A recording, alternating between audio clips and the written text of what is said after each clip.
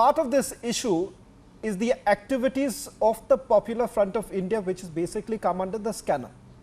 Not just one agency, multiple agencies. Multiple dossiers have been sent out. The Assam government has sent a dossier to the centre. The National Investigation Agency has looked into the role of the PFI in multiple cases, and they have certainly come under the scanner.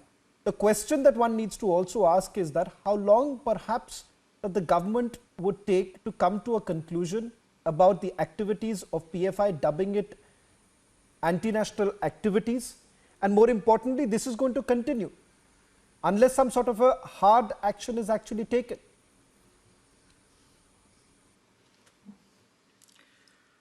You know, the most important thing, Shavan, that we need to understand, and that's so very well elucidated in a study conducted by the European Foundation of Foreign Studies about 2-3 years back, where they actually map out the role of madrasas in identifying children between the age of 8 to 12.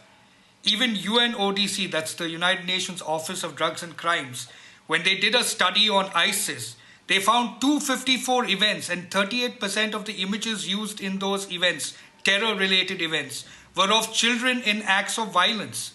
So today, when PFI, in the last couple of incidents that you have seen and that you have exposed, utilizes children, there's a clear link between PFI's strategy, similar to an ISIS or an Al-Qaeda, and several other information that has come out over the last couple of years certainly brings PFI under a questionable link with certain activities that they are doing. And therefore, it is important for the Indian government, and I know that they are currently working to understand the intricate links of PFI, especially with organizations in Turkey and Saudi Arabia, and also the Middle East. So we need to look at the pattern towards bringing children, and that's the problem in this entire thing, the inclusion of children into acts, what could be considered to be harmful acts. And this kind of indoctrination happens at a madrasa level. And when I mean madrasas, I mean some of them.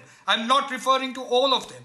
And this is a pattern that was seen in other parts of the Middle East that world organizations, global intelligence organizations have been talking about. So PFI is working on a similar pattern. Therefore, it's necessary to ensure that the ban on PFI is a legitimate, strong ban, because they did it with the other organization that was there and it came back.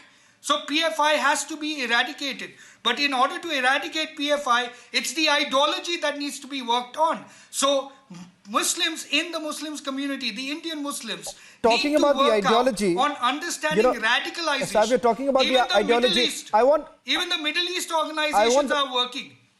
It's a fair point. It's a fair point, and that's exactly what Ashwin was also trying to investigate. When you have children being brought into rallies where provocative speeches are essentially made, and some would say these are very spontaneous speeches. Can you really believe that this could be a spontaneous speech? And then the usual tactic that is basically employed by the Popular Front of India, that is to distance itself from those very rallies. But